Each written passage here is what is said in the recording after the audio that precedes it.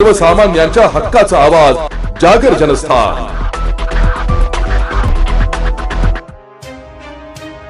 नाशिक जिल्ह्यात सध्या रस्त्यांवरील खड्ड्यांचा प्रश्न अत्यंत गंभीर बनला असून यावरून राजकीय वातावरण चांगलेच तापले।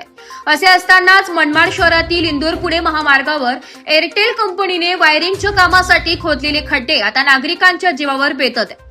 कंपनीने पालखीला रितसर टॅक्स कर भरून खोदाईचे काम सुरू केले असले तरी काम पूर्ण झाल्यानंतर हे खड्डे योग्य पद्धतीने कॉन्क्रीट करून बुजवण्यात आलेले नाहीये। केवळ सिमेंटचा पत्रा ठेवून प्रशासनाची बोळवण करण्यात आली आहे। याकडे लक्ष द्यावे, अन्यथा राष्ट्रवादी काँग्रेसच्या वतीने आंदोलन करण्याचा इशारा गुरुकुमार निकाळे यांनी दिलाय।